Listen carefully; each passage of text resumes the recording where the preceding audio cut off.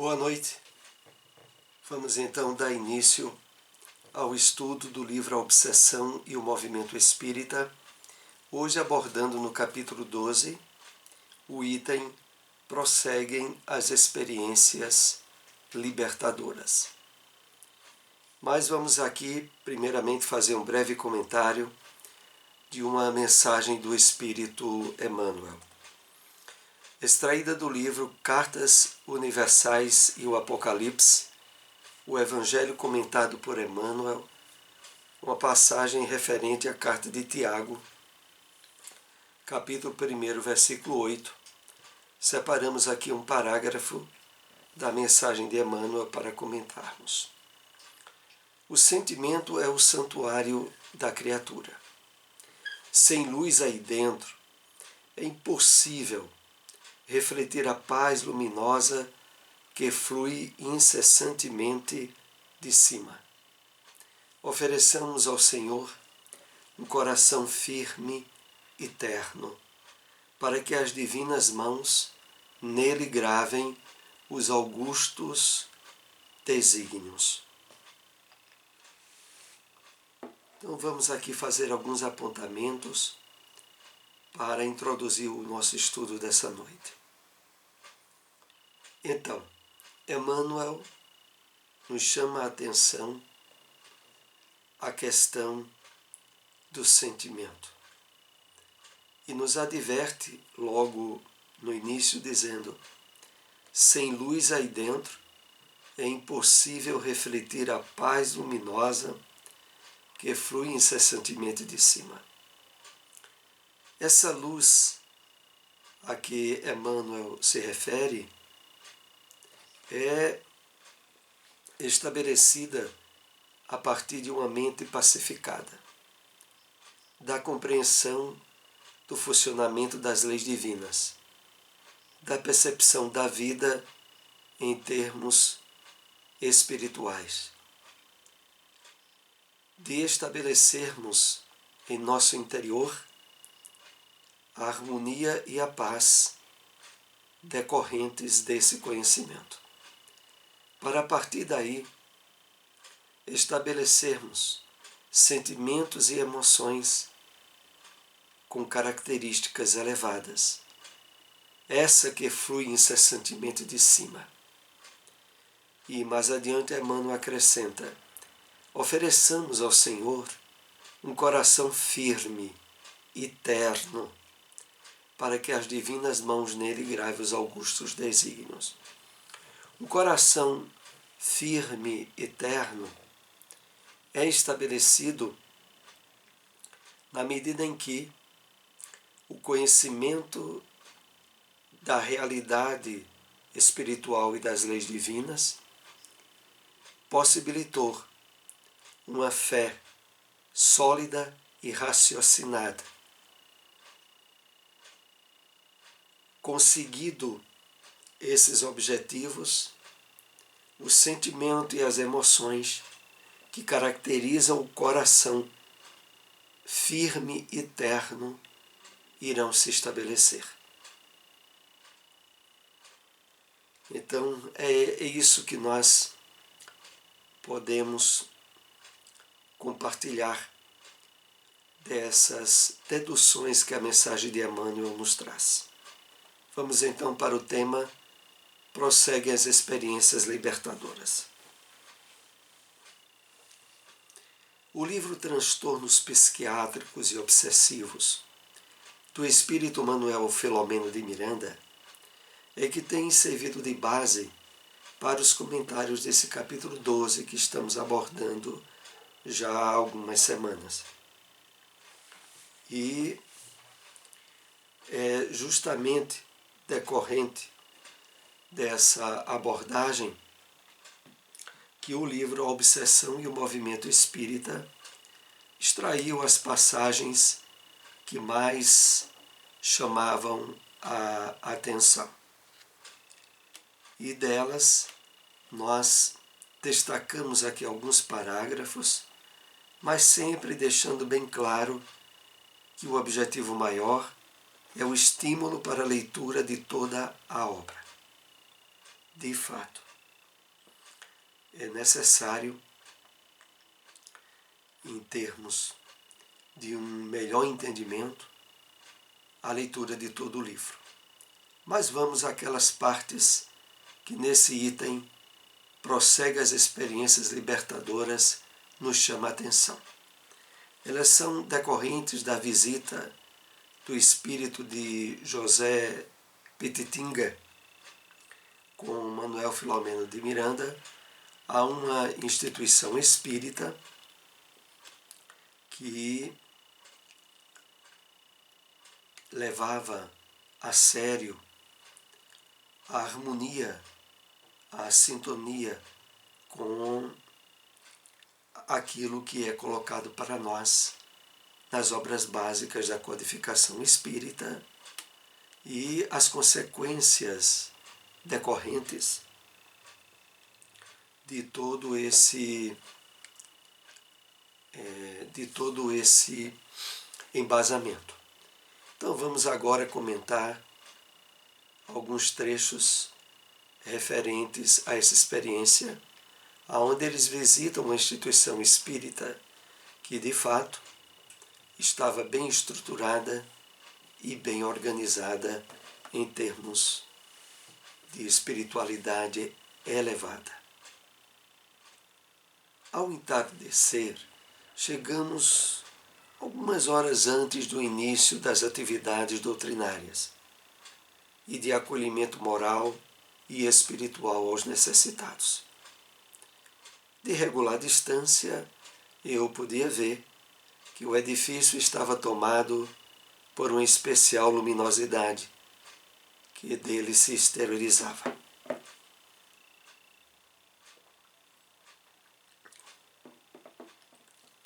Então, essa percepção que Filomeno de Miranda nos traz é decorrente exatamente do nível de atividades elevadas que se praticavam naquela instituição. Então, essa percepção da luminosidade que se exteriorizava de todo o prédio, do edifício onde estava aquela instituição, era exatamente decorrente da característica do trabalho elevado que lá era realizado. As ações de benemerência e a prática do espiritismo dentro dos seus paradigmas, seus modelos, seus padrões, conforme estatuídos na codificação, aí encontram o devido respeito e consideração. A seriedade com que são tratados os problemas tem no Evangelho as diretrizes de segurança.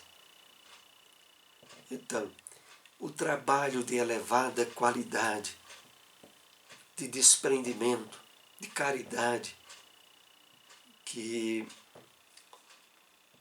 os espíritas ali realizavam em harmonia com a codificação, expressando a seriedade desses trabalhos, dava a essa instituição essa característica de elevação.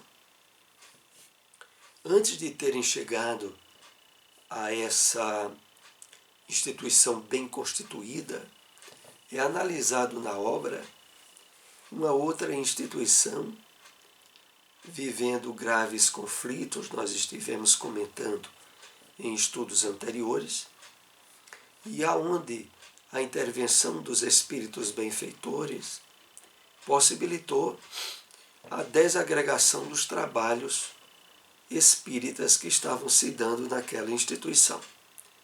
Aqui a situação é bem outra. Prossigamos.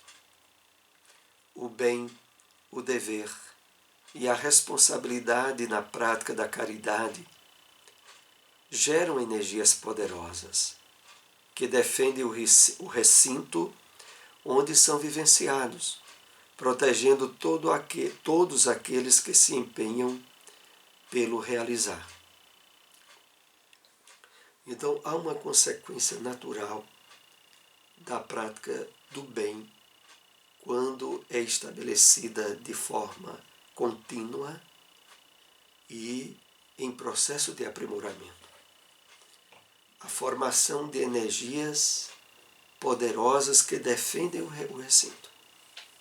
A defesa aqui é, sobretudo, em termos espirituais. Não só em relação a perturbações que poderiam ser originadas de espíritos desequilibrados e doentes, mas também de vibrações malévolas, doentias, provenientes do astral que envolve o planeta Terra. Então, o clima dentro daquela instituição era um clima muito positivo. Observei que a movimentação de entidades desencarnadas, portadoras de elevada moral, assim como de sofredores necessitados de amparo, era expressiva, embora ainda não fosse a hora de atendimento. Então, aqui uma segunda observação que Filomeno de Miranda nos traz. A movimentação dos espíritos desencarnados em torno da instituição. Assim como de sofredores necessitados de amparo. Era expressiva, embora ainda não fosse a hora do atendimento. Então, bem antes de começar os trabalhos públicos naquela reunião, já havia todo esse campo em torno da instituição da presença de espíritos desencarnados.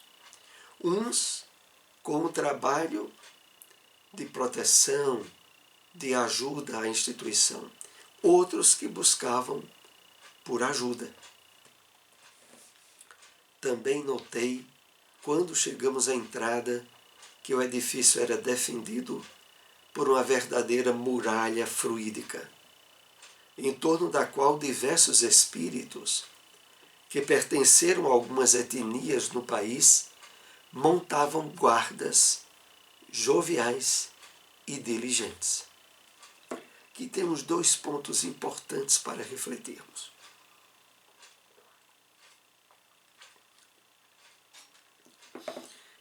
A defesa vibratória, fluídica, estabelecida pelos espíritos benfeitores, face o trabalho elevado e digno que se dava naquela instituição. Mas também, quando aqui explicitado, diversos espíritos que pertenceram a algumas etnias no país montavam guarda, joviais e diligentes. Há muitos espíritos que, mesmo não tendo sido espíritas na sua encarnação, exercem trabalhos dignos e elevados no plano espiritual, inclusive na área de proteção a uma instituição espírita. Era o que acontecia nessa, que aqui é alvo desses comentários. Havia uma verdadeira muralha fluídica a impedir que espíritos desequilibrados se infiltrassem e criassem problemas aos trabalhos a serem realizados nas reuniões. Adentramo-nos no recinto, a prece ungida de amor, gratulatória, intercessória, seja qual for a sua expressão, produz vibrações perfumadas no ambiente onde é proferida, estabelecendo uma psicosfera de paz e de renovação de forças. Então, a qualidade dos trabalhos ali realizada positivava um clima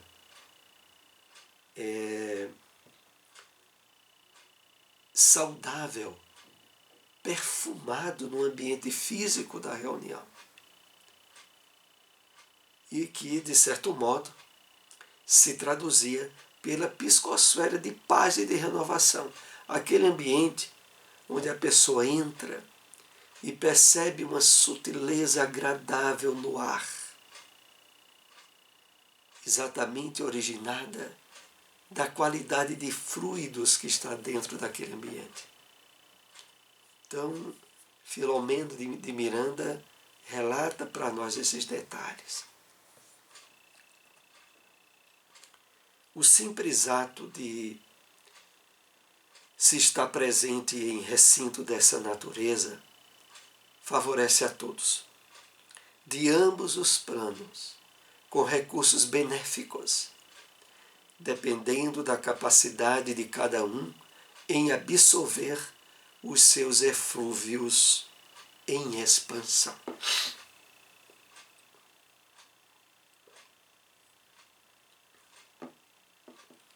Então, estar num ambiente desse, por si só, já se traduz em benefícios fluídicos e físicos para aqueles que estão encarnados. É claro que quando aqui é assinalado, dependendo da capacidade de cada um em absorver, nós somos remetidos à qualidade de vibrações que levamos ao nos dirigirmos a uma instituição espírita. Porque é o estabelecido em certa efusão de pensamentos e sentimentos elevados, associada aos objetivos do trabalho espírita que ali vai se dar, que facultam uma melhor capacidade de absorção desses fluidos benéficos. Por isso precisamos ir para as reuniões espíritas com certa unção, com certo sentimento elevado. Quando assim agimos, estamos ao mesmo tempo contribuindo com atividades que irão se estabelecer naquele recinto, como também melhor estado de receptividade às vibrações e aos fluidos benéficos que a reunião ali estabelece.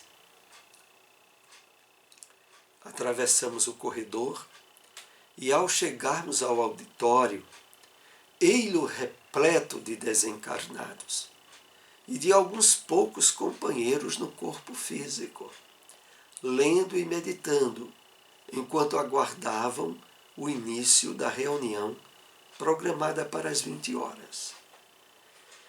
Então, Manuel Filomeno de Miranda vai narrando em detalhes o que ocorria.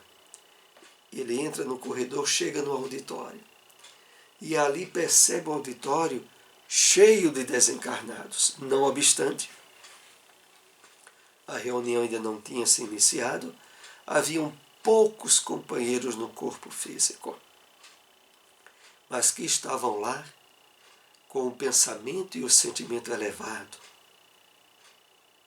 Então, todo esse clima favorável é detalhado e percebido pela espiritualidade. Uma sociedade espírita que permanece fiel aos postulados da codificação é uma colmeia de bênçãos de valor incalculável, em razão dos benefícios que esparze em nome do amor. Então, como é importante nós que trabalhamos em instituições espíritas contribuirmos da forma mais elevada possível aos trabalhos que ali se realizem. E, sobretudo, a atenção em que esses trabalhos tenham um embasamento na codificação espírita. Não sejam objetos de contributos diversificados, tanto em termos doutrinários, como em termos de atividade numa casa espírita. Nesse capítulo que estamos aqui analisando, no enfoque que é dado a uma instituição espírita antes dessa, é destacado também um trabalho de medicina alternativa que abriu-se campo a ser praticado na instituição e que passou paulatinamente a ter um destaque muito maior do que as próprias palestras públicas. Em determinada ocasião, é chamado um palestrante de outra cidade para contribuir na parte doutrinária na reunião pública. Mas, de imediato, ele percebe a movimentação diferenciada naquela instituição. Havia um fluxo de pessoas que se sentavam no auditório público e saíam. Depois chegavam outras. Ele não ficou entendendo bem o que se passava ali. E depois de algum tempo, foi mandado um recado para o palestrante que ele fizesse a palestra em voz baixa, para não incomodar os trabalhos de medicina alternativa, no caso era de cromoterapia, que eram realizadas paralela à reunião pública. Bom, o palestrante, depois do trabalho, conversou com o dirigente e deu algumas lições de moral nele. Primeiro, pelo fato de eles estarem distorcendo a importância da base doutrinária do Espiritismo para valorizar um trabalho de medicina alternativa na instituição. Bom, isso é colocado nesse livro, A Obsessão e o Movimento Espírita, e no livro Transtornos Psiquiátricos e Obsessivos. Oportunamente estive acompanhando uma palestra de Divaldo Franco, aonde ele deixa bem evidenciado que esse palestrante tinha sido ele mesmo, em determinada instituição espírita onde o trabalho doutrinário estava sofrendo um desvirtuamento devido às atividades de assistência médica através de medicina alternativa. Então, o principal trabalho de cura, de tratamento na casa espírita é o da cura do espírito, não é da cura de corpos. A mediunidade curativa, que não é tão frequente, quando surge, deve cumprir um papel bem definido numa instituição espírita, porque a função maior de cura e de libertação é a da palavra. A palavra estabelecida à luz do Evangelho do Cristo, aonde de fato nós podemos alcançar a saúde real, que é a saúde do espírito. Bom, feitas essas observações, continuemos aqui. Uma sociedade espírita que permanece fiel aos objetivos da codificação é uma colmeia de bênçãos. Que maravilha! Não precisa ter atividades especiais. Claro que dentro das possibilidades da filantropia, da solidariedade e da própria vivência da caridade, as instituições espíritas buscam ajudar, diminuir as dores e problemas físicos, mas sem perder o viés mais importante, que é o da luz do Evangelho do Cristo. Seu objetivo maior.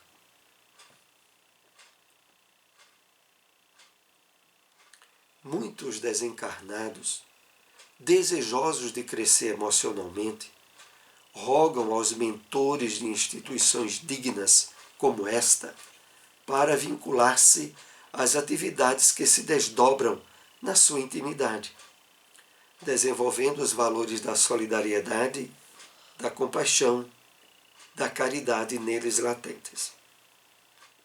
Então, no final dessas observações é dito a nós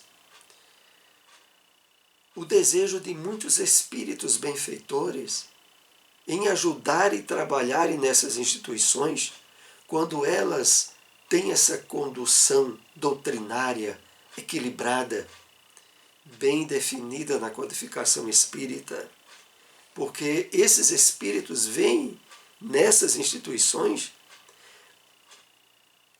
a amplitude de possibilidades da própria prática da caridade por eles, da caridade neles latentes, e que encontram um campo grande nas instituições espíritas que, de fato, possibilitam, pela seriedade dos seus trabalhos, a ajuda e o amparo dos benfeitores espirituais.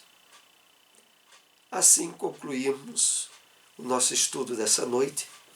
Agradecemos a todos que nos acompanharam. Se possível, compartilhem essas informações. Uma boa noite a todos.